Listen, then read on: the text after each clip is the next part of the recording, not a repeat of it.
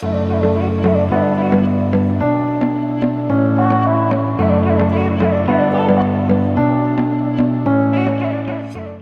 you hold on to things that you really don't need? Do you hold on to stuff that doesn't serve you, that can even actually cause you some stress and anxiety, even unhappiness? Do you hold grudges? Do you hold on to hurt? Do you keep stuff that you don't need? Do you maybe stay in relationships or friendships or jobs just because they're familiar? Things that you really know that you've kind of outgrown. So what kind of things do people hold on to? Well, they hold on to everything. I see clients who've got 30 years worth of stuff in their homes. And I worked with somebody once. He said, my house, I feel like it's put its arms around me and I can't let anything go. It turned out, of course, that her parents died when she was young and her house had become a symbol of being her parents. And so she kept everything. She couldn't let anything go. And it was a wonderful thing to see how she transitioned, cleaned out that house, actually moved to a smaller house and became so free. So we hold on to possessions like, well, I might need this later. Oh, well, this is the birthday card from when I was 18. This is my wedding invitations, my 21st birthday invites, the menu from when I got married, the menu from when I gave birth to my first baby or my baby shower. We keep a lot of stuff, clothes, books, CDs, videos, audios. I actually just was in the loft of my old house and found boxes of cassette tapes, and I just took them straight to a charity shop, boxes of videos that probably no one's even going to watch them anymore. Why do we hold on to stuff? And what else do we hold on to? Well, it isn't just stuff. That's a big thing. Some people have so much clutter. I've moved house in the last 3 years, 3 times. I gave up my London house, moved to an apartment, had 20 years of stuff in there. Then my LA house flooded. I had to clear it all out, go into a rental, go back. And each time I thought, wow, nobody needs all this stuff. And I thought I was really doing well at decluttering, getting rid of stuff, but still seem to accumulate so much. Why do we do that? Well, one of the reasons we need stuff is because we often don't feel enough. And when we come from it with I'm not enough, you will always need more. If you don't think you're enough, you'll need more of something. Possessions, food, people around you. Because when you have a lot of stuff, you think, well, I must be enough because look, I've got all of this. Not feeling enough is something that runs hoarding. It runs being a shopaholic. It runs many other things too. So we hold on to things because we think the more I've got, the better I feel. If I've got so much stuff, I must feel enough. And actually the truth is actually less is more. What else do we hold on to? We hold on to friends. Well, we've been friends since we were at school and we've been together for so long and I'm scared of letting this friendship go. I don't want to hurt someone's feelings. And what if I let them go and I miss them and I don't have other friends? We also hold on to jobs. Well, I don't love this job, but I've been there a long time. It has some benefits. What if I leave and I get another job and I'm even worse off? We stay in relationships. One of the saddest things I see time and time again in my practice is people who say, I don't love my partner, but better the devil you know. We're so comfortable. They're like an old pair of slippers that I can't throw out. We're familiar. We don't really have any spark, but I'm scared of ending that relationship in case I don't find another one. I'd rather stay with this person and be lonely and uncomfortable than risk the uncomfort of not finding anything better. We also hold on to grudges. We hold on to hurt. Some people spend a long time practicing revenge, thinking of how to get back to someone who hurt them. And there really is no point in doing that. If you're in the business of revenge, you need to dig 2 graves. So we've got to let go of grudges. We've got to let go of hurts. Why? Because they hurt you. Holding on to something isn't good. The most powerful words in the whole world are let go. Letting go is the very opposite of holding on. So how do we let go? Well, if you have a lot of stuff, look at that stuff and really think, does this give me pleasure? Do I use this? When did I last wear these clothes? When did I last use this kitchen equipment?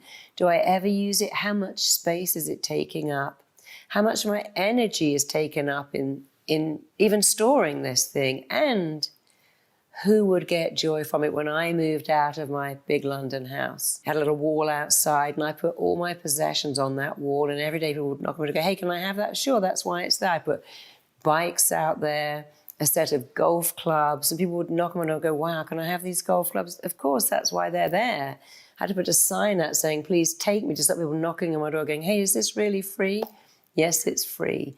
And you know, it gave me so much joy to see people taking china, taking books, taking clothes, taking possessions that I didn't need. It gave me joy. So think of who would get more joy than you. Who could you give that to? Go on Nextdoor and list your stuff. I did that recently, and some students came and said, oh, thank you so much. Oh, this is a table and a microwave. And they were so happy to have it, and I was so happy to be free of it. So list the things you don't want, give them away, give them to charity shops, because it will give you so much back to know that someone is getting joy from something that you really don't need and you really don't use. So put your possessions into 3 mental piles. I'm keeping this because I love it. I'm giving this away because I don't need it. Maybe I'll sell this one and I have some money to buy something that I prefer more. Less is more. Downsize, get rid of stuff. So getting rid of stuff is kind of easy because there's a formula. Put it all out. How often have I used this? Do I really need it? Is it giving me any joy? Can I let it go? Will I even miss it? And if you're not sure, put it away for 6 months. You know, I haven't even noticed that for 6 months. It's time to let it go. It's time to let someone else enjoy it. But what do you do when you're holding on to grudges and hurts and slights? Well, you got to do the same thing. Let them go. The person that hurt you doesn't know they hurt you. They don't know that you're stewing and festering over something they did or said. And very few people wake up and think, oh, I'm going to hurt someone today. I'm going to diminish someone today. I'm going to be mean and horrible. That's not that normal.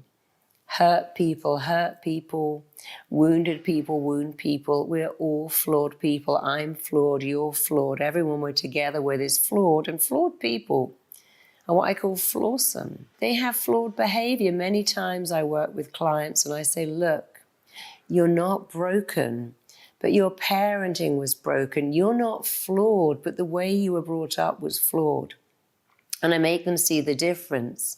You are not flawed, but you went through a flawed childhood. You're not broken, but the way you were parented was broken. And when they see the difference, they have a massive shift.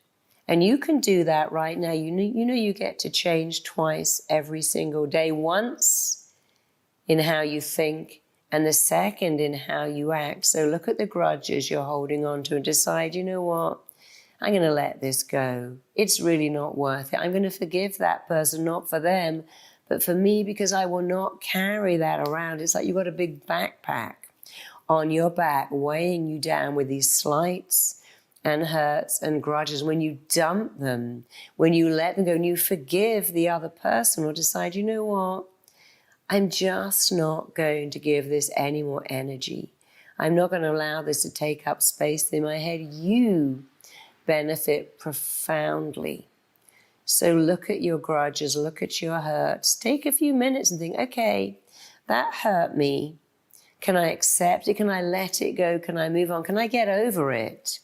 Or shall I keep it? Why would you keep it? It's not giving you anything except stress and tension and resistance. Get over it, let it go, move on, put it behind you. The past is gone. It's never coming back. You're not going backwards. You are going forwards. Go forwards and do not take old grudges and slights and hurts with you, because there's no point. They weigh you down and they define your life in a negative way. Let go. We've all been hurt.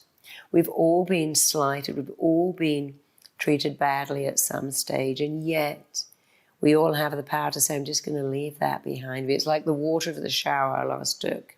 It's gone. Why do we hold on to old friends? For the same reason. We think, well, there's some value here. I've had them in my life for so long. Why should I let them go? Nothing influences you more than the company you keep. And I know when I had cancer, I realized very quickly who were my friends and who weren't. And when I recovered, I didn't really see those friends much anymore that weren't supportive, that were actually negative. Said, oh, my friend died of that. It's really aggressive. I thought, I don't think I should have those people in my life because they didn't give me anything. In fact, they took away a lot. They didn't visit me, and they tried to fill my head up with negativity. So I remember that expression, nothing influences you more than the company you keep. And I wasn't mean or rude. I just stopped engaging. They invited me to places. I didn't go. They sent me an invitation. I said, I'm not free.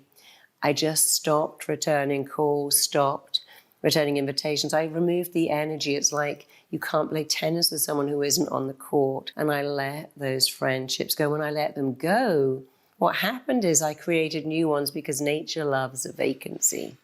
Same thing in a job. Of course, I get it that you're scared of leaving a job that's given you security and certainty, but sometimes you have to think outside the box and think, I need something new and better. If you're in a relationship for no other reason than it's familiar, that you worry that it'll be too hard to go out there on your own, that you can't afford to divide the home up, rethink that. You don't have to leave today or tomorrow, but rethink why you're staying, why you're holding. And remember, the most important words are not hold on, they are let go. In fact, I found most of my clients who held on always had constipation, often had tension, headaches, as they were holding on literally to everything. Don't hold on, let go. Here's a saying I love: you cannot find new horizons while clinging to the shore.